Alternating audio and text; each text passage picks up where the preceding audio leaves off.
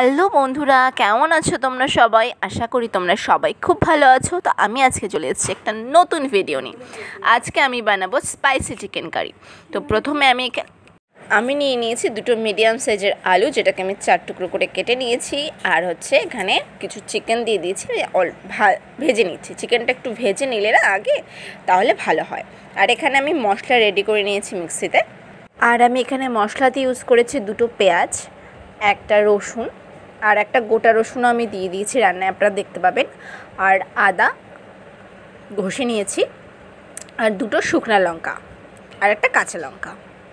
আর দিয়ে দিয়েছি আমি এখানে টমেটো একটা, আর আপনাদের পরিমাণ মতো লবণ আর হলুদ, একটু লঙ্কার গুঁড়ো মিক্স করে আমি মশলার মধ্যে মশলাটা এখানে দিয়ে দিয়েছি। আর মাংস আর মশলা যখন কষে যাবে, তখন আমি এখানে জল দিয়ে ফুটিয়ে কিছুক্ষণ আর রেখে তারপর এটা নামিয়ে নেব।